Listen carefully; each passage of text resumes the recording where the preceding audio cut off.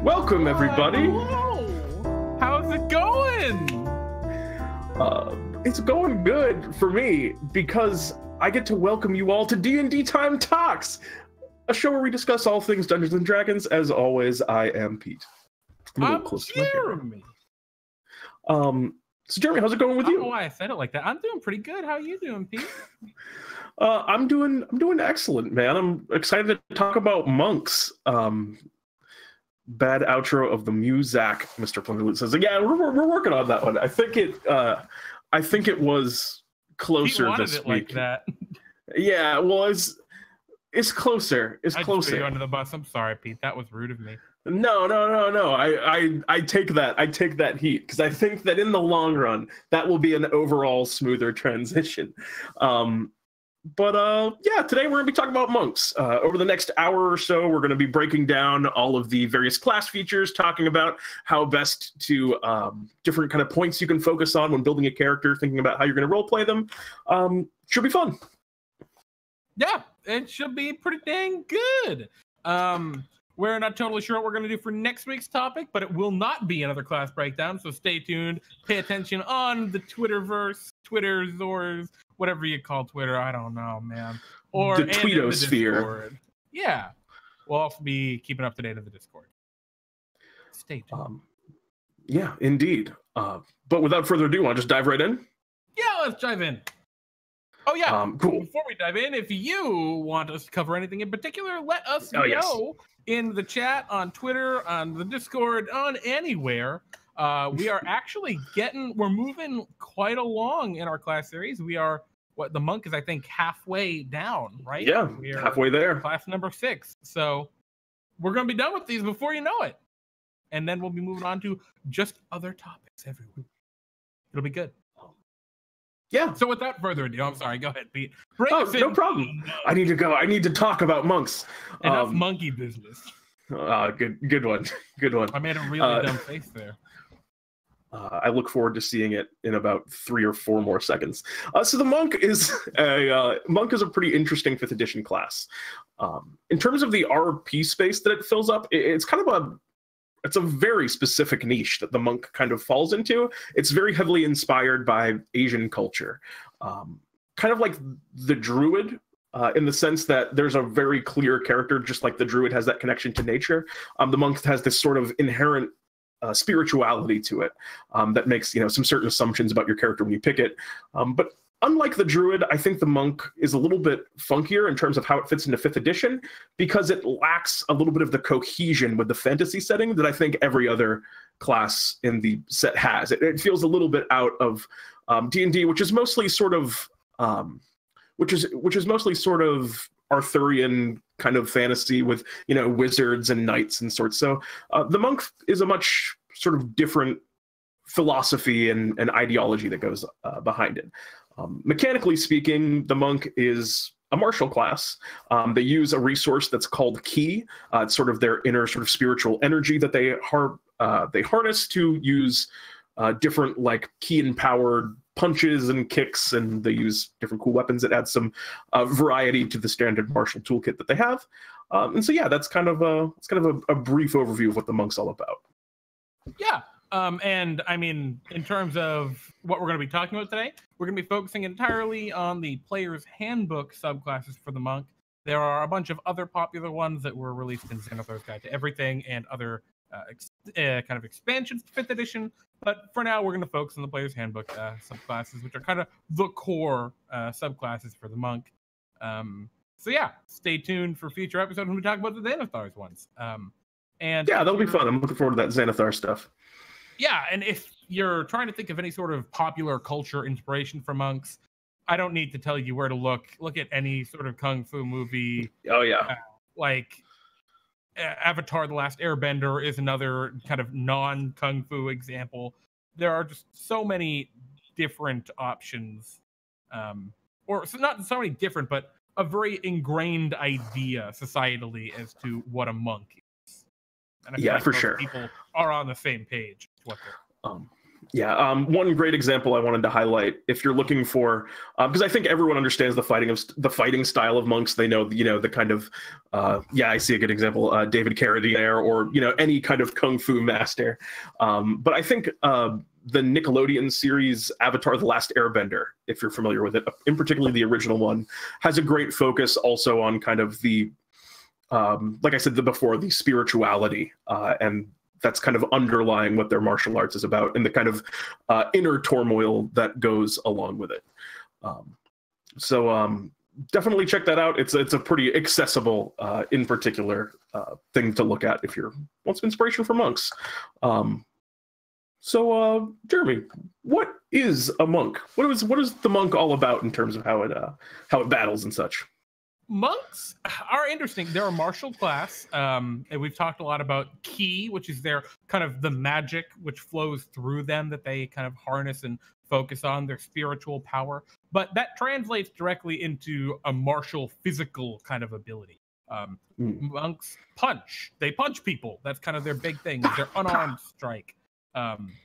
And yeah, so I mean, they're a martial class. They punch people. For the most part, you're not going to be casting a lot of spells as a monk. However, there are options for spellcasters. And by the way, thank you, the Fox in the Box, for your resub. We really appreciate it. Thank you so much. 3 months in a row. Holy moly! Oh man, I'm sorry, I got distracted. Let's talk about. Ki. Yeah, let's talk about ki. So ki is this magical kind of energy, right? It could be life force, it could be mental ability, it could be inner strength. A great example in like Star Wars is the Force, right? The Force is a good one. It can be whatever you make it. Classically, it represents just life force existence and the power of like the mind and the spirit. But you can really do you can flavor ki to be many different things. If you want to be Goku, this is your class. Fox in the Box says. There we go. Absolutely true. In Dragon Ball Z, actually, their magical power is quite literally called. It's actually literally called ki. Yeah. So yeah, exactly. that's and like I said, it emphasizes ki throughout the kind of the design of this class through a resource, basically, much like spellcasters have spells that they can cast. You have key points that you can expend like a currency to do different effects.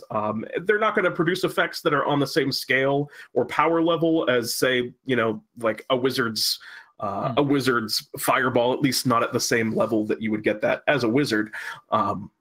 But they kind of, augment and make some of your attacks more powerful, allow them to produce different effects by the ideas you're manipulating the ki in your opponent's body. And there's some pretty cool stuff that you can do with it. Most of the monk's abilities are focused on combat. Some of the subclasses give some great utility options, but overall, the monk's focus is not really on utility. Yeah, and before we get too far off of ki, we're going to come back to it throughout the class. But Indeed. The monk is different from a spellcaster, which spellcasters have spell slots at different levels. They have a certain number of level 1 spell slots, then a number of level 2. A monk has all of their ki is just in one big pile. They just have their ki, where that's all they got. By the way, thank you, the boys general, for following. We appreciate the follow. Well, thank you. But yeah, they have this. I always see those before me. This big pool of resources called ki, and they have a very limited amount of it. Where a spellcaster will end up getting, many spell slots as they level up. By level 10, you have 10 ki points. You get 1 ki point per level, basically, as a monk. So spending them can be it's a picky kind of choice. And using them, you want to get a lot out of them. We'll talk more about that as we go. But it's just something to keep in mind that if something uses a lot of ki points, it might be a good idea to question if you really want to use it as a yeah, for sure. You gotta be thrifty with them ki points. Before we do that, let's talk about their proficiencies, because you can do a whole lot of stuff with monks. They're proficient with simple weapons and short swords. There is a very precise definition of things called monk weapons that they're proficient with, and they are not proficient with any armor, so they're not going to wear basically anything. Well, they might wear clothes. You can, as a monk, choose to wear clothes if you wish, but you don't know how to use any. You don't have to, any of that good armor. Key. Yeah, that's optional in every. Actually, that's optional on every character. So when you're building a monk, has abilities you're gonna to kind of use that. Sorry, go ahead. Yeah, no problem. When you're building a monk, your primary stat, you're going to want to make it dexterity, and then your secondary stat should be wisdom. You can do other builds, but they're not going to be as efficient as that build, and you probably won't produce as powerful of a character, because all of your, as you'll see, because of these proficiencies, all of your attacks are going to pretty much use dex, unless you're kind of doing something tricky, and it benefits your AC too. And then wisdom is going to be your save DC for any of your cool key stuff. So definitely, I highly recommend the dex then wisdom build. But you can, follow your heart if you got something else that you're really feeling. Yeah. All of the monks' special abilities, because they do get some magical abilities to augment their physical strength or their physical attacks, is going to be based off their wisdom. So if you want to be effective with those abilities, you really will want wisdom. So that's just really important to harp on, where your physical attacks are going to be based off of strength. So Pete, what role would you give the monk? Obviously, with all of this emphasis on physical attacks, they must be good damage dealers, right? They're kind of punch boys, They are very good at dealing damage, Jeremy. I would say that the monk has the highest damage output of any of the martial classes, especially early on. I think other classes kind of catch up as they move through the levels, but right at the beginning, monks get a lot of abilities that make them really powerful martially. Unlike, I think, like actually a lot of classes, in particularly, I think it's well comparable to the cleric, where your subclass defines a lot of kind of the flavor of who you are, where your basic class abilities, they all kind of amount to, well, I guess that's true for all subclasses, but they all kind of create a very similar character. There's not a lot you can do with it. And you really get the core of the flavor of how your character plays from your subclass.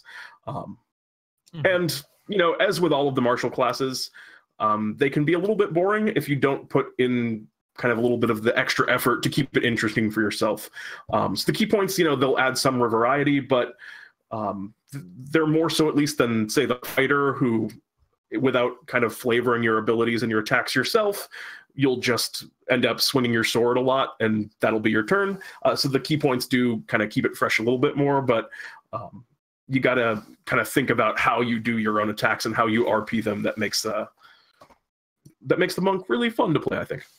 Yeah, and talking about RP or roleplay, the monk is kind of in that sweet spot of roleplay space, kind of like the cleric, where the class gives you just enough to start on, and then how you want to play the character really is how you make it your own. So, for example, you think of the monk, you think of the kung fu classic, I punch people and whatever, and you can do that. That's an option. Yeah. But that's not a requirement playing a monk. That's just an option you can take. The only real requirement the monk class assumes of you is that your character has a degree of internal discipline. Not necessarily external discipline, but internal discipline. They have that focus and clarity of mind and spirit. And as long as your character has that to some degree, they're going to fit in pretty well as a monk. And they should be pretty reasonably recognized. The classical example of a monk is a religious character who is in a monastery and they're part of some monk order and they are out on a quest for their monk order or something, or vengeance because their monk order was destroyed, or they're on some spiritual enlightenment deal. And that's like a very standard, I want to play D&D and I want to play a Western style monk without, worrying too much. That's a very standard idea, but that's not the only option you can do. Pete, absolutely not. You have a couple? Yeah, well, please. I don't want to hog the spotlight from you. No. It's like I mentioned before. A lot of that identity is going to be pulled by the tradition. The monastic tradition is what the name of the subclass is mechanically. And we'll talk about those in a little bit more detail as we go over them. But here's some kind of things that you can consider when you're thinking about what kind of monk that you want to make. For one thing, as we were mentioning before, he represents this kind of spiritual energy, this internal power that the monks are able to tap into. So think about what you tie that to personally. Does this ability that you've gained have any significance to you? You've gone through a lot of training and this rigorous kind of disciplined lifestyle to learn these techniques. Maybe you've done this to kind of atone. Maybe you've trained yourself to atone for some kind of failing that you think that you have. Maybe in practicing and training, it allows you to feel more connected to the surrounding world. Or maybe you just learn to fight because you want to punch things, which is a great way to make a character too, if that's what you're into. So you can think about that aspect, the philosophy of what it means to you to be a monk. Think about things like where you trained. What was your monastery like? Did you train at a monastery? Even the Player's Handbook kind of implies that you did, but of course you don't have to do anything that the Player's Handbook tells you if you don't want to, except for if it's a mechanical rule. Those you have to do. But you can think about maybe like what values were imparted on you at your dojo or your monastery. Maybe you were taught by your master that combat is for the strong and mercy is for the weak, and you carry that philosophy with you. You took it to heart, and you're this kind of really harsh monk that completely defeats anyone that you battle. So there's lots of ways to really think about how to flavor it. A lot of it kind of will end up tying into your backstory. But I think personal philosophy is something that's really important to the monk on the whole. Yeah, and I mean, the last thing to think of is what weapons do you use? That's kind of, I stole the juicy one from you, Pete. I apologize. It's fine. No, I threw it over to you. Monks can use a huge variety of weapons. There is a very tight definition we'll get to in a little bit of what a monk weapon is, which is actually a defined thing in the book. That a whole bunch of weapons count. So you can use all sorts of different weapons from the weapon table. You can use two-handed things like scythes or blades. You could use a quarterstaff, and you can also just take something that doesn't exist. For example, a shuriken, and you can say, I'm just going to treat the throwing darts that exist in the Player's Handbook as shurikens. I'm going to just say they're shurikens, and that's okay. Like, if someone's going to tell you that's not okay, they're being an asshole, to be frank. Yeah, pretty much. You can call it your dagger, your kunai knife, or yeah, exactly. Maybe your short sword is actually, or maybe not pick a short sword, pick something that does bludgeoning damage, but whatever your club is actually nunchucks, right? Like, nunchaku. no one's gonna care, and it's gonna just be really cool. And Yeah, it just adds a lot of flavor. really, yeah, it gives you a good vision of how your character. And that's actually a huge part of it, right? It's RPing in combat. How does your character act, and what do they do in combat? And all of their combat abilities that the monk has that like make them powerful in combat are also very flavorful, cool. Like they have a good visceral image to them of what you're doing. And so let's actually start talking about that. Let's start by talking about what you get at level 1 in this class. The first thing that you're going to grab, you get two things at level 1. You get a feature called Unarmored Defense, which we've spoken about before with barbarians, and martial arts. So starting with Unarmored Defense, this is kind of mostly a mechanical buff, but I think even more than the barbarian one, this one speaks a lot about what a monk is. Because what it does is it allows you to add your wisdom modifier to your armor class in addition to your dexterity modifier when you're not wearing armor. Which what that sort of implies and what that means, the interpretation of that is that you are using your knowledge and your training as a fighter to defend yourself. You're deflecting attacks. You're thinking as you fight. You're not kind of wild and you're just relying, like the barbarians on armored defense, on just your sheer physicality to push you through. You are a very thoughtful fighter, which it's not a... there's not a lot to RP there, but it does kind of give you a sense and kind of help you flavor your character and what a monk is like. It's your character gets it. Like they have this understanding more than raw intelligence. So like intelligence, you know that a tomato is a fruit. Wisdom, you know not to put it in your fruit salad, you know? And that's kind of your character at this point with this one ability. Just says you're a wise character and you understand fighting. You don't just, you haven't read about it necessarily. It's not like you've done any research on it, but you get it. Whether that's from experience or just natural talent, you understand. It's a good way of putting it. Yeah, maybe. Or maybe I just boggled that, but whatever. Another ability you get at level 1. Another ability you get at level 1 is called martial arts. This is a super core and class defining ability, and it does a whole ton of different things. First, it lets you use your dexterity modifier for all of your monk weapons and unarmed strikes.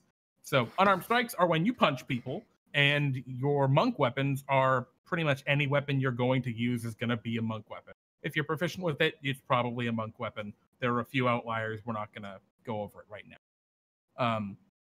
And that's a huge deal because it means you're not relying on brute strength. You're using your dexterity, which is your speed and your alacrity, to really give you that edge in battle. Another thing that martial arts does is it lets you do extra damage with your unarmed strike. Normally, an unarmed strike does 1 point of damage. Monks, they get to do a d4 of damage. And every 4 levels, that increases a different die. So it goes from a d4 to a d6 to a d8 to a d10. So it's actually a little inconsistent. The levels kind of wobble. Staggered, 4 or 5 levels, whatever. And then the third thing you get from martial arts is you get basically an extra attack, so to speak.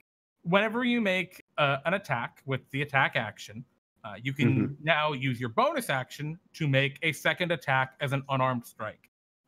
This is one of those places where immediately right off the bat, you get to pick how your class, like how your class works in combat. Your unarmed strike could be a punch. It could be a kick. It could be a headbutt. It could be a shoulder bash. It could be literally whatever you want. And that's just awesome. And it does regular damage. It's very powerful. And it feels good. But yeah, choosing how your character fights with their unarmed strike is a huge way of defining your character as a monk. Absolutely. There's a comment in Farku from chat. Sadly, you cannot replace your fists with better ones, like magical weapons, and don't get the benefits of enchanted armor. This is my second main gripe with Monk and why they aren't OP as other classes. What I would say to that is I think that most DMs end up using quite a lot of homebrew magic items, and I think it's completely reasonable to say that like a +1 hand wrapping for a monk is something that people can find to empower their punches in a normal way, and that's just something I think that it's up to DMs to kind of work in and find the spaces where they can make things that feel relevant and exciting for a monk to get. Yeah, exactly. And that's only a minor gripe. I mean, in 5th edition, it's kind of assumed you don't get as many magic items as you would in previous editions.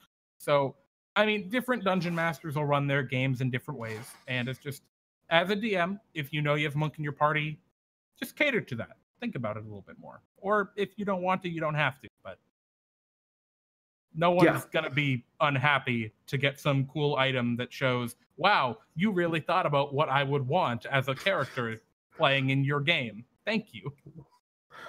And most of the time, they won't even know the difference. They'll just be like, oh, this is a sick thing. Most people aren't even think that much. So I guess another thing, did you mention, I wanted to mention the quarterstaff and the spear, and particularly as monk weapons. Go ahead. Because something that I actually kind of find a little bit frustrating about it is that the quarterstaff and the spear, they have the versatile property. Part of the things about monk weapons is they are simple weapons that don't use the two-handed feature, which quarterstaff and the spear kind of subvert that by being versatile. So they just kind of do more damage than other weapons. Versatile is a feature in 5th edition that is when you use a one-handed weapon as two-handed, it does more damage. Just for anyone. Yes, thank you, Jeremy. That's a good point. The quarterstaff and the spear both deal 1d6, but when you're wielding them two-handed versatilely, they deal 1d8. But that still counts as a monk weapon when they are being wielded by monks, even though they are being wielded two-handed. So they're kind of a little bit better than the other ones because they just kind of flat out do more damage. So it's up to you to kind of decide if you want to reconcile the difference between the quarterstaff and the spear, which are technically a little bit more powerful, or something that you just think has a ton of flavor, like maybe using the club as your nunchucks, because I think that's also just really cool. I mean, but I do wish that quarterstaff nunchucks, if you really wanted. Yeah, you could, and I wish that they were emphasized a little bit more that, like, or maybe they changed that monk weapons were more of a flat damage rate kind of thing, or for melee weapons. But as with any class, there is an optimal way to play it. Yes, monk indeed. Is strong enough on its own right to not need to be played optimally, to still be a very effective member of the party, and that's one of the good things about the monk. So yeah, moving on from that, at level 2, they get some more cool abilities. At level 2, you get your key. At level 1, you don't have it, but at level 2, you first get it. And there are a couple nuances with key. So key recharges after a short rest, which is something that, depending on the group and the dungeon master and the area and the campaign you're playing in, you'll either take a lot of short rests or almost none. So get a feel for how your group plays and uses short rests, because that will heavily impact how powerful the monk is and how much your key you can actually use. For example, in a lot of my campaigns and in the home campaign that I play in, we almost never use short rests. We very rarely do. And that's just how we do things. Whether that's correct or incorrect is, for anyone. Yeah, it's just it's just how our group works. And so the monk uses their key less in that kind of group. But yeah, you also get a bunch of cool options. Pete, can you talk about those sick options you get at level 1 for your key? These are all exciting, and these you'll be using throughout the entire game. They're very fun, every single one. I love them all. The first one is Flurry of Blows. What it does mechanically is when you take the attack action on your turn, you can spend 1 key point to make 2 unarmored strikes as a bonus action. So instead of your normal martial arts where you use a weapon and then you punch, you now can make an attack and then punch twice, or kick twice, or headbutt twice, or kick punch, whatever it is that is your preference. It's something that's you're gonna find yourself falling back on pretty often as a monk. It allows 3 attacks at level 2, which is very powerful. To put it in perspective, fighters get their 3rd attack at level 11. So, and these attacks also let you add your modifier because they are not offhand attacks; they're a bonus action attack, which is discreet. So that's pretty cool and pretty powerful. The next thing you get is called Patient Defense. You can spend a singular key point to take the dodge action as a bonus action. It's the only class that gets to take the dodge action as a bonus action. And for those of you who aren't aware of what dodge is, what it is you basically take a moment shoring up your defenses. So any attacks against you until your next turn have disadvantage, and you have advantage on dexterity saving throws. So it's cool, and if you find yourself in a really dangerous situation, you can use Patient Defense. All of these cost 1 key point. I just want to say one thing really quickly about that. Pete was saying earlier, when you're playing a monk and you want to play, you can be a damage dealer, where you're punching people a lot. Using Patient Defense, you can be a tank. You can be incredibly durable. That disadvantage on attacks that enemies get is really, really impactful in 5th edition, just because of the way it's all balanced and designed. Especially at early levels. Especially at early levels. So I just want to put that out there as a note. That isn't just a situational choice. You can pick a character that's just a very defensive monk, and that's just your style. And that will be super effective. That'll be just as effective as playing I punch a lot monk. Sorry, go ahead. And well, also another thing about the monk is you can play a punch a lot monk or a defensive monk. Depending on what your style is, those 2 things, you get both of them. So you can just change that up as the situation demands it. They have a degree of flexibility in that regard, which is pretty cool. And I think that's like the thing that makes the monk fun to play. Is being able to make those choices in combat moment to moment. But anyway, I digress. Yeah. The last one that you get at this point is called Step of the Wind.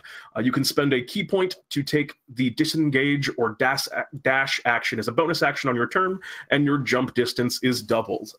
Flavor-wise, I think what that means is you literally jump on air, which is really cool. It's utility. There's a lot of flavor. There's a lot of ways you can really make your Step of the Wind feel awesome. It's one that's not going to be used probably quite as often as a lot of the other ones, but when it does, I feel like Step of the Wind has the potential to create really dramatic moments where, you're Step of the Winding to jump on air to like get away from, to get away from kind of a big fall or to jump up to an enemy that's above you. I just really like it, although I don't think it's quite as common. Yeah, and the great thing about all 3 of these abilities is they're super flavorful. Whether you're just going all out with your punches, you enter a defensive stance, or you double jump, like with some sick moves, or wall jump, or whatever you want to call it with the Step of the Wind. It just feels cool. It's got a very visceral. You have a good vision of what your character's doing when you use any of these abilities, and that feels good. Ive says that Step of the Wind equals the Naruto run. Yeah, you got to throw the Step of the Wind only works if your arms are out behind your back while you're doing it. And you have to do it at the table, otherwise, no. Jeremy, you want to tell them about unarmored movement? Yeah, the other thing that you get at level 2 is called unarmored movement, and I mean I don't know if that's necessarily like the right name for it. Like they could have called it, I don't know, something a little more interesting than unarmored movement. But like Step of the Wind. Yeah, like something cool like Step of the Wind. But basically, monks are just fast. This is an ability that increases your speed. It goes, your speed will increase every so many levels, just because when you're not wearing armor, you move faster. And that's a cool feature. You are just faster. That's all it is. It's a boost by 10 when you get it. By 10 your feet. Speed increases by 10 feet, which is about a 1/3 increase over most other characters, unless you're like a dwarf or something. And it gets up to a +30 at really high levels, which is twice as fast. You are lightning. It's super cool.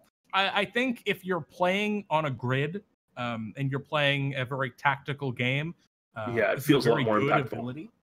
If you're not playing a tactical game, unarmored movement can still feel sweet. It can still feel really cool but you just have to make sure to mention it to your DM because they won't. Yeah, that's not the kind of ability that sticks in the front of their mind. Harder to make use of it when you're not. You don't have like a physical map to. You're just trying to imagine how far apart everything is. It gets tricky. Exactly. Well, and, so that's the end of that. That's level 2. Let's move on to level 3. Yeah, level 3, you get your first big choice, which is your monastic tradition. And you also get an ability called Deflect Missiles. I'll talk about the missiles, and Pete, you want to cover the traditions? Sure. Cool. So Deflect Missiles is a sick ability that monks get. You're getting this trend where I'm like, this ability is really cool and flavorful. This ability is really cool and flavorful. Well, this ability is really cool and flavorful. And the Kung Fu movie cliche almost. What the ability is as a reaction. So you can only use one reaction per turn. As a reaction, when you would be hit by a ranged attack, not attacked, but when it would actually hit you, you can spend your reaction to reduce the damage from the attack. The damage is reduced by an amount equal to a D10 plus your dexterity modifier plus your monk level. A little convoluted with the math there, but basically what that means is early on, you're going to reduce a lot of the damage, but it won't necessarily be all of it. And when you're a higher level, you're just going to reduce all the damage basically every time, unless you're being hit by something insane, like, a meteor. And that ability just feels really sick. It's like you catch the arrow out of the air and that kind of deal. But it also has an additional feature where if you reduce that damage to 0, you can use one of your key points to throw the projectile back at the target. And you treat it like one of your basic monk weapon attacks. It just feels awesome, Yeah. Like, when you crossbow, you grab the bolt, throw it at him, and just kill him, and it's just like, oh yeah, you just feel cool. There's nothing cooler than killing a goblin with his own little short bow arrow. No, there is. Spiking a giant with his own boulder. That feels real good. Oh my god, feels real good. But that's ridiculous to even think about. I know, right? It's just a really flavorful ability. It's really powerful because you can do it every turn as a reaction without spending any key. That is just reducing the damage against enemies that do ranged attacks, which are a lot of them. You are going to be very, very powerful, and you're going to have a lot more effective health than you think. You look at your health, you see, oh crap, I have 20 health. And then you're reducing the damage you take each round by like a minimum of 6. And you think about that, it's holy crap. I've just added so much more health, every round that I'm not taking in damage. It's very good. That's all. And one note on that, I think that's the first I think you'll see a run of 3 monk abilities where they get a really good ability alongside something that most other classes would just maybe get their subclass at level 3. Monk gets Deflect Missiles and their subclass, which also adds stuff. And that's the first of 3 times you're going to see that happen up through level 5. I just want to point out, Avalon in chat, you can deflect any ranged attack, like cannonballs or ballista bolts. It doesn't have to if you can like a crossbow. It's anything. If you can reduce that damage, if it's not high enough damage to take you out, you can catch the cannonball and then throw it back at the ship and take it down. It's a hilarious ability. Yeah, it's so cool. So let's start going through the monastic traditions. Each tradition, like I said before, has a lot of flavor. There are a lot of cool things. And also there's, I just want to point out, there's some discussion in chat about, I think it was Farku and Xandaril talking about, Farku was saying how he doesn't feel the monk has as much power because it's not, because they don't get benefits from items and things like that. And Xandaril's saying that, it's more fun for him to not necessarily be the best, but just to play the thing that he wants to play and that he likes. Yeah, I think that both of those are completely valid ways to play the game. Everyone wants something different. Yeah, both are right. Everyone wants something different out of the game, and there's nothing wrong with either not building your characters optimally or building your characters optimally. Both are cool. So anyway, let me get into the first monastic tradition here. Way of Shadow is the first one that we're going to be talking about. The Way of Shadow, I don't know why they put them in reverse. I think I'm doing them in reverse alphabetical order because that's what 5e tools used. So Way of Shadow is a monk that uses stealth and subterfuge. It's a very sort of ninja-y flavored class, subclass. So if you're into that monk that kind of lurks around, I picture the monk with the classic kind of bandages and wrappings on the head. That flavor is all throughout this particular subclass. You gain the ability to cast several level 2 spells as your first feature. The feature is, I forgot to write it down like a dummy. Jeremy, do you know off the top of your head what the name of that feature is? Yes, it's called Shadow Arts. Oh, thank you very much. You get the feature called Shadow Arts. And you get first the Minor Illusion cantrip, which is a cool little utility option, which basically it just makes a small image of something that you can use to distract or confuse people. And then you get to pick between 4 different spells. Those are Darkness, Dark Vision, Pass Without Trace, and Silence. You don't need to provide material components for them, and they cost you 2 key points to cast. These are all awesome spells. Seriously, all of these are really good utility spells, and they're at a pretty cheap rate in terms of your key points. Only 2 key points to cast a second level spell is a very worthwhile effect, especially when there's things that are going to be relevant all throughout the game.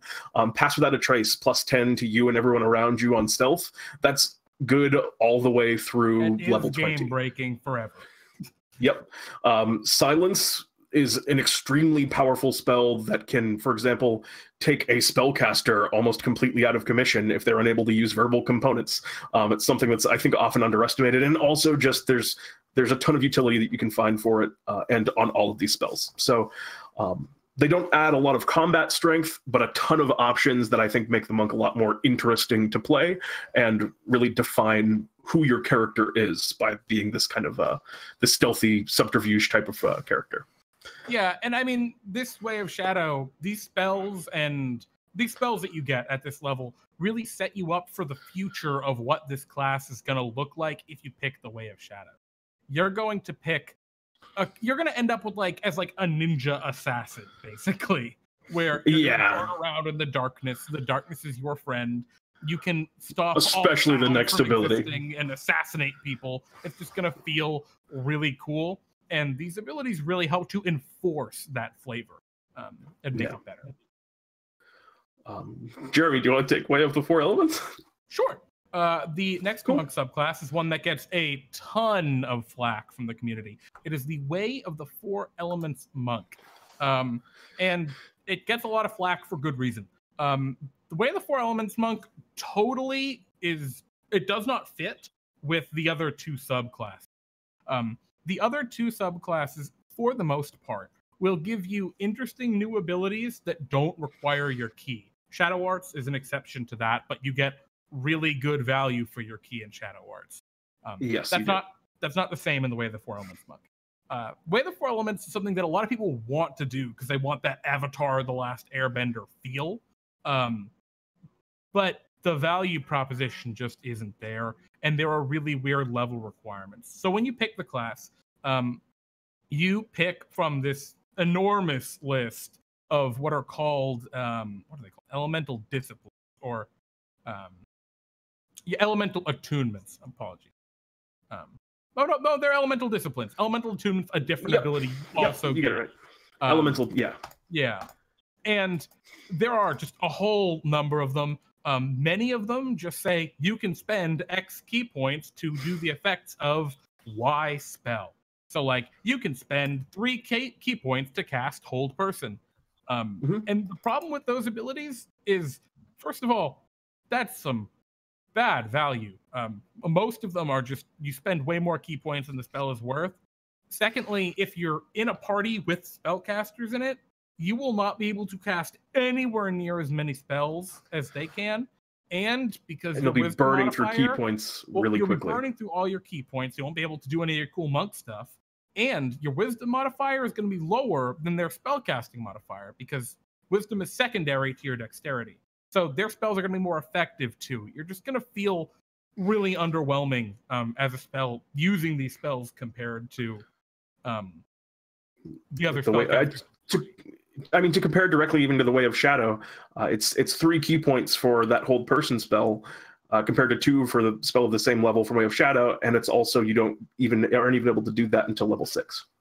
Yeah, and that those Way of the Shadow spells are incredibly powerful utility spells. They increase what you can do in terms of your options and your versatility. Whereas a lot of the Way of the Four Elements spells are I do damage. Hold person's like the exception to that. Yes. And you can already do damage by punching people. There are a few exceptions. Sorry, Pete. I was going to say one thing I will say about the Way of the Four Elements Monk, give them some credit for, is they have awesome names for all of the abilities that they get. Oh, yeah. No, they're cool. So cool. Do you want to talk about Fangs? Yeah, I was just going to talk. There are 3 like really cool abilities that the Way of the Four Elements Monk get that are unique to the Way of the Four Elements Monk. One is called Elemental Attunement. Oh, yes, Basically, it's like Prestidigitation, but for elemental stuff. Now, if you don't know what Prestidigitation does, it's minor magical stuff. So you cause a torch to go out or light up. You can cause stuff to heat up and cool down. And the cool elemental flavor that Elemental Attunement gets is you can cause earth, fire, water, or mist within a 1 foot area, so 1 foot cube area, to form to a crude shape for up to a minute. Now, because you can use this ability infinitely without using key points, you can just always use it. So you can make an umbrella out of rain to keep the rain off of you. A great example, actually, by Wild Ricochet, commonly used for his Way of the Four Elements Monk in D&D. Yes. I just thought that was like a really, really cool, flavorful ability that really emphasizes control of. Anyway, I just thought that was sick. I wanted to point it out. Sort of your monk thaumaturgy. Yeah, if you're watching Wild, nice work. It's sort of your monk thaumaturgy. Yeah, but yeah, it's just a cool ability that you get. 2 other abilities are Fangs of the Fire Snake, which sounds so badass. Basically, when you make the attack action on your turn, your attacks gain additional reach, so that's just really cool. You can hit people now 15 feet away from you that turn as fire lashes out from your blades or punches or whatever you fight with. And the attacks do extra damage if you spend an extra key point. So that's a really good ability that they get, and it's one of the few. Then there are 2 more that are really I really wanted to mention because they're bad. They're good, but they're bad. They're called Fist of Unbroken Air and Water Whip. They do basically the same thing. They do, for 2 key points, they do 3d10 damage, and they either knock a creature prone, or they knock it away from you, or they drag it towards you with the Water Whip. And the problem with these abilities is up to, I think, a limit which increases with your level. You can spend extra key points to increase their damage by a little bit. And this is the worst thing in game design because all of your abilities come from this key, this pool of key. And if you can just spend all your key on this one ability to maybe feel really badass, you do it because you want to feel really badass. And it's a trap. Because if that ability fails, you've now just wasted all of your stuff.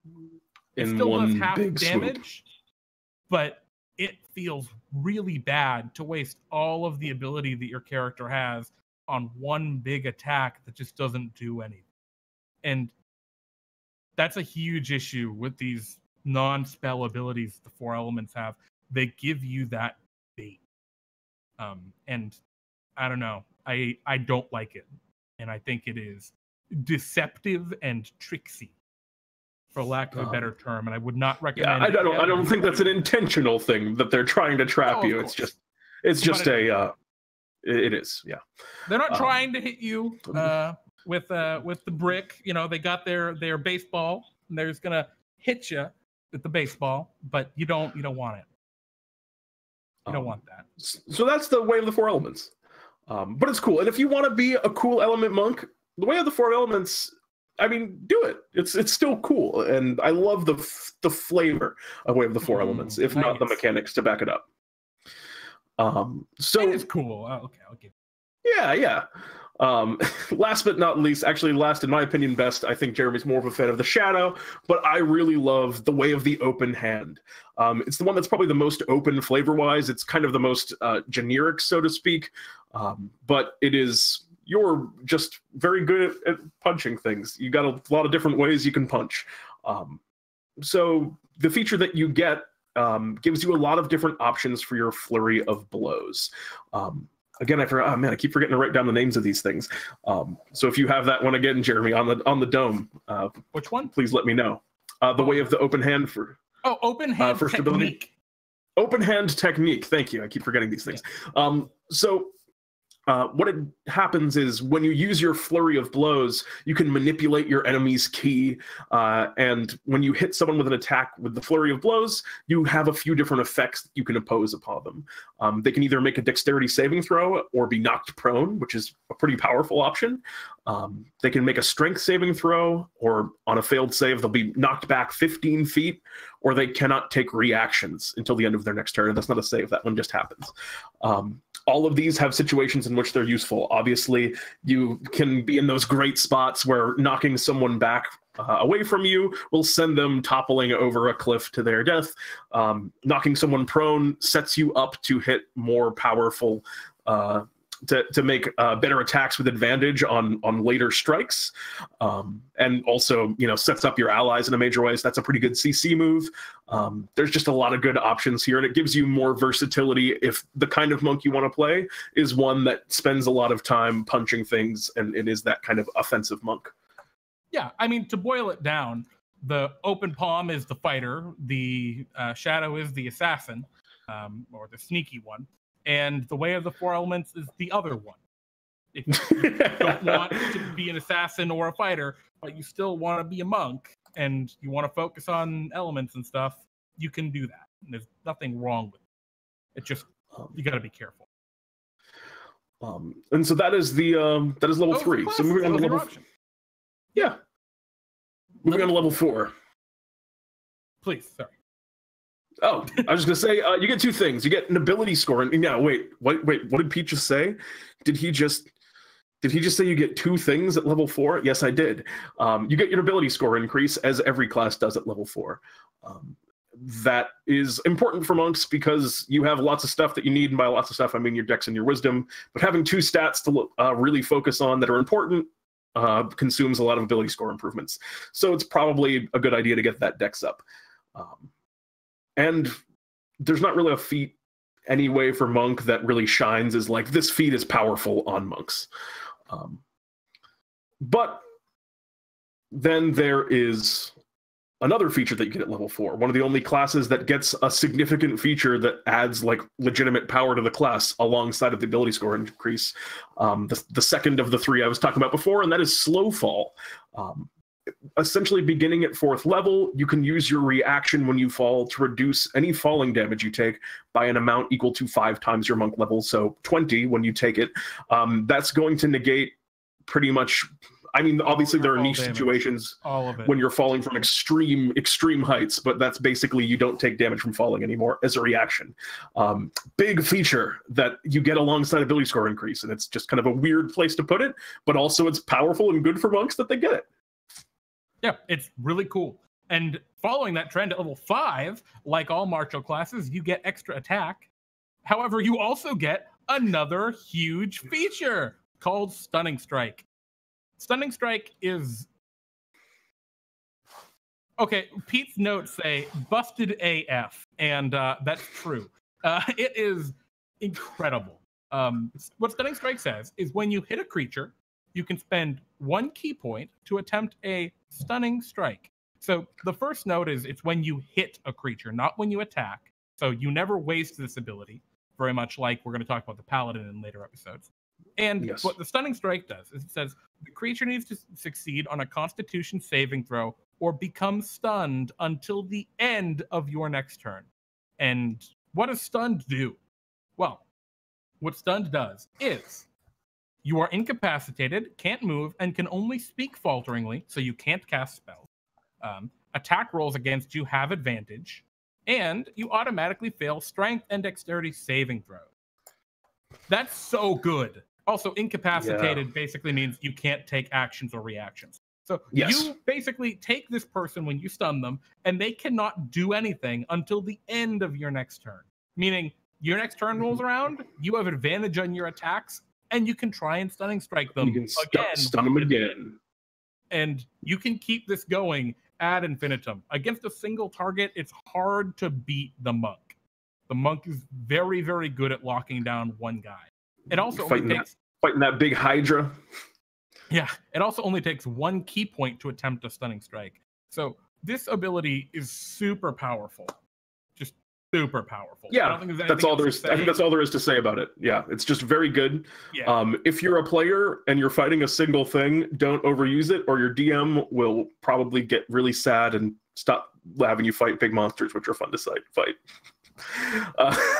And if you're a dungeon master and you're getting frustrated about your monk always using Stunning Strike all the time, stop having them fight just one monster. Have them fight, a bunch of stuff, slightly weaker creatures. As someone who loves the one monster battle, Stunning Strike bums me out. Rather than the one adult dragon, have them fight 3 wormlings, or one young dragon, 3 wormlings. You can spread that stuff out and still make it work. You just have to think about it a little bit more. Or lots of big monsters, Fox in the Box says. Yes, also a great option. And also adult dragons. And also at level 5, your martial arts increases to 1d6. To quickly put this into perspective, for the power level, you're doing 1d6. So let's say you got your quarterstaffs, that's a d8 that you're hitting with twice, because your extra attack that you just got at level 5, and now you're also using a flurry of blows to punch twice. So you're doing 4 attacks in a round. All of those are adding what is now your probably +4 dex mod. So that's a flat 16 damage on your dex mod if all of them hit, plus 2d8 plus 2d6. That's a ton of consistent damage that you can keep up that pace for 5 rounds. They're really good at doing damage. Pete just did a bunch of math. I don't know how. That's a bunch of math. The point is that I've been possessed by math goblins. Yeah, a ton of damage. Level 6. Because we didn't expressly say what extra attack is. Extra attack is when you make an attack, you get to make a second attack. Yes. That's it. We're behind. We talked about the monk a lot. No, well, we talked a lot about the way of the 4 elements, which is great because we're not going to talk about it anymore. Yes. At this point, all the way the 4 elements gets. Level 6, you get a monastic tradition, and all the way the 4 elements gets for the rest of the game is they get to pick more elemental attunements, and they're all bad, or elemental disciplines, whatever. And they're all underwhelming, and they're all bad. So, you can pick them. If you don't have no spellcaster in your party, they'll still feel good. But if they do, don't pick the ones that do spell effects, because I think they all do, other than. There is one other one that's weird. Okay, anyway, let's not. Anyway, that's where the 4 elements gets. Tell them about Shadow Step. It's sick. Yeah, Shadow Monk gets a ability called Shadow Step, which is while you are in dim light or darkness, as a bonus action, you can teleport up to 60 feet to an unoccupied space that is also in dim light and darkness that you can see. You then have advantage on your first melee attack before the end of your next turn.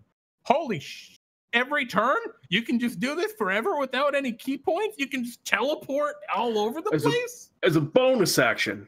It is incredibly good. It's super fun, too. That's all. Super flavorful. Really helps that shadow assassin. It's nighttime and you're scaling the city roofs, and you're just teleporting from building to building because you can do that. It's just awesome. Yeah, awesome. Really cool. Story. Open Hand gets wholeness of body. Not as sick as Shadow Step, but not bad. You get to heal yourself. As an action, you can regain hit points equal to 3 times your monk level. So 18 when you take it. It takes an action. It feels probably a little bit better out of combat than it does in combat. I kind of wish this was a bonus action. So that way you could just do it while you're fighting, more like a second wind kind of move. But it's good, and it's a lot of healing. Yeah, and flavor-wise, it's that like focused regeneration. It's your intense spiritual power. You flex your muscles and your wounds close. Yeah, exactly. Which just feels awesome. And level 7, things finally wind down. Oh wait, also at level 6 you get key empowered strikes, which means your punches now can hit ghosts. Basically means your weapon, your fists are now considered magical weapons when you punch, which is just necessary because of the way the game is designed. Doesn't really mean that much other than that you overcome that one resistance that a lot of monsters have. Exactly. At level 7, you get evasion, which is a ability a lot of people know from the rogue, which we haven't talked about yet, but we will. Evasion is just awesome. Whenever you would make a dex saving throw against an effect that would do half damage if you succeed, you're going to take no damage if you succeed and half damage even if you fail. Basically, you're so fast and dexterous, you just dodge the fireball, you dodge the lightning breath, you're just sick. That's it. Yeah. It also really helps to make you more tanky. So if you're going with that tanky patient defense kind of build, this will support that. Yeah, really good. Even like a late game, a lot of classes have weaker abilities at level 7. This one's really good. Past level 7, Pete, take it away. Yeah, I'll just run it. I'm just going to run it down. But we did the whole monk through level 7, so those are the best levels of the game. So let's talk about post level 7, though. You're going to get a whole bunch more ability score increases as everyone. Your martial arts are going to go up to a D8 and then a D10. You are also going to get more movement. Jeremy mentioned before, it's plus 30 at the end, doubling your movement speed or doubling plus if you are a small creature.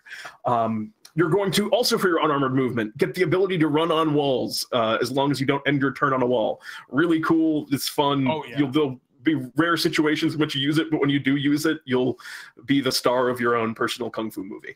I think that ability is way more useful than people realize. It's so good.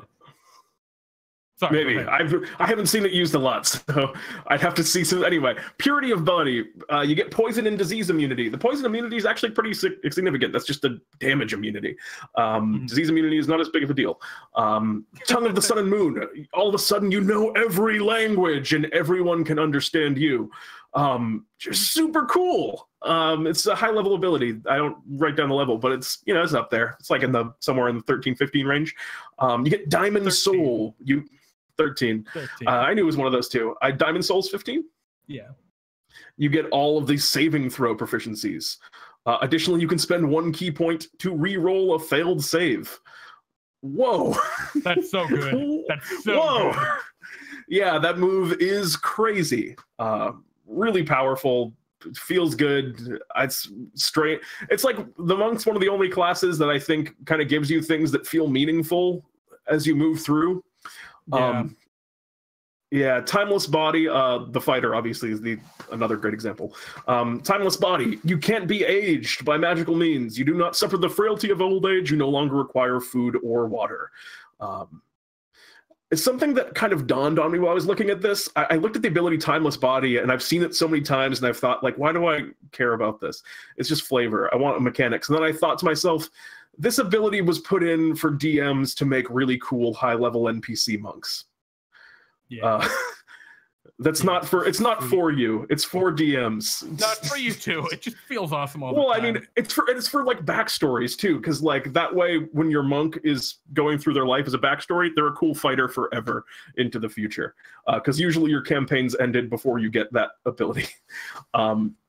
And then up at level 18, you get Empty Body, which means you can turn invisible as an action, and while you're invisible, you have damage resistance to every type but force damage.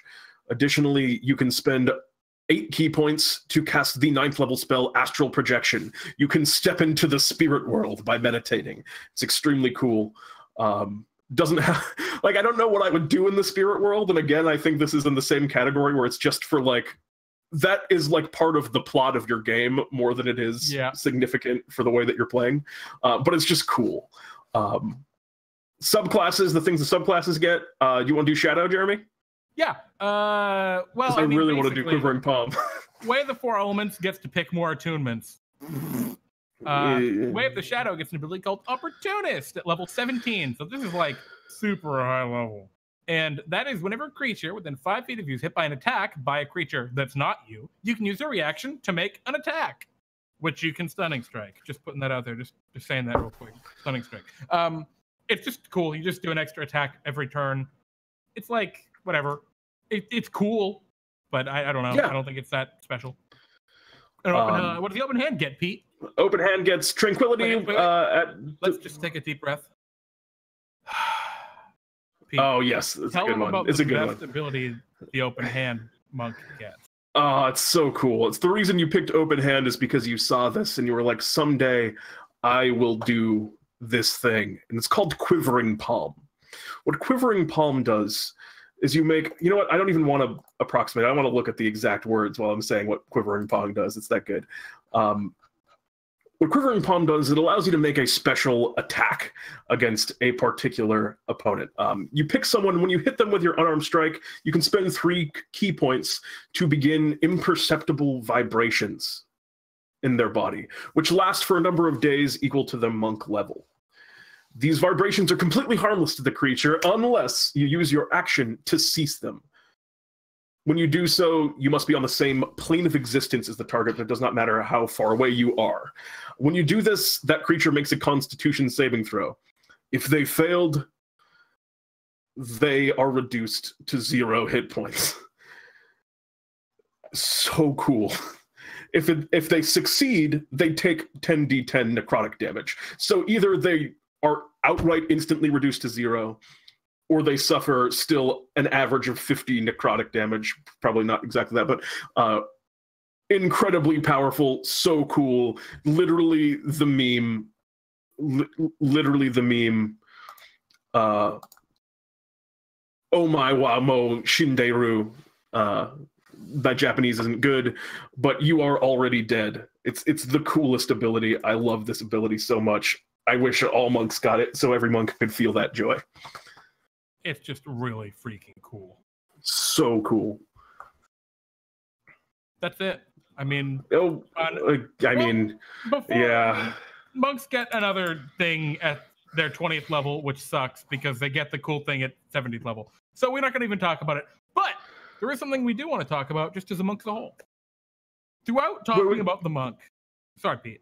I didn't mean to. Can I do it? I got to do the capstone. Please. I can't not do. I feel like I need. I'm sorry. The Perfect Soul is the name of this capstone. It's not exciting. When you roll for initiative and you have no key points remaining, you regain 4 key points. It's one of the boring ones. It's like Bard one. That's it. It's not fun. All right. Sorry. Go ahead, Jeremy. With the exception of that capstone we just talked about, everything that we've talked about at the monk has been how the monk is awesome. The monk gets extra abilities where they would normally just get ability score increases or extra attacks. They get extra benefits on top of what normal martial classes get. And everything that we've talked about is, wow, the monk is really awesome. The monk is really awesome. Why do we not see more monks if the monk is so awesome to play? And the answer to that is just monks are a little weird. People think of samurais, they think of ninjas, they think about kung fu movies and Eastern culture, and they don't know how that fits in your stereotypical Western Arthurian high fantasy, or whatever the monstrosity that Forgotten Realms is now. And don't worry about it. You can decide, you can figure out, talk to your dungeon master if you're interested in playing a monk, because they're a really fun class. They're powerful. Definitely, we've gone over how they're powerful. And I didn't even realize it until we did this breakdown, how much cool stuff that the monk gets. Like, you never have a dud level except for level 20, which but it's okay, because it's open palm, you're going to just murder people by flicking them. Quivering Palm should have been the level 20 feature. But yeah, like the Fox in the Box is saying, just do it. You can do it. You have the power. And that's it for the monk. Yeah, I think that's going to wrap us up today. We're a little bit over, about 10 minutes over, but I think it was well worth it. Pete, how about you? I think so. I think so too. Actually, no, I'm gonna take a contradictory stand. I don't think so. Thanks, bud. I'm just joking. Just as a quick tie-up for the session, for this episode of DnDTime Talks, thank you so much to the Fox in the Box for their resubscription. Tier 1, thank you so much. And thank you, The Boys General, for your follow. We appreciate everyone who follows and subscribes and tells their friends anything about DnDTime. That is how we grow, is by you guys and gals telling everybody you know that DnDTime's great. Yeah. That's all I got. So, yeah, if you're not already familiar with it, we do a stream on Fridays and now also Sundays. On Friday, we do Pete and Jeremy's D&D Time, which is a live stream where we run 3 short one-shots with our viewers. So if you watched Talks tonight, you've officially earned points towards playing in Pete and Jeremy's D&D Time. 1 point exactly if you watch the whole thing. But if you're a new player, don't worry, because it's easier to get in as a new player. We give priority to first timers. So come hang out and play some games with us on Friday. And also on Sunday, we have our new show, D&D Time Delves, where Jeremy runs one-shots using the 4th edition book called Dungeon Delves, which are pretty cool. We did our first one last week. Yes, converted, of course, to 5e. They're cool. We did their first one last week. It was a lot of fun. I played in it as Lou and got TP'd, as Mr. Plumberloot would say. I did get killed. Felt good killing Pete. That's all I got. I love you guys. You're my favorites. All right. I love you also. I'm Jeremy. And I'm Pete. And this is D&D Time Talks. Good night. Bye.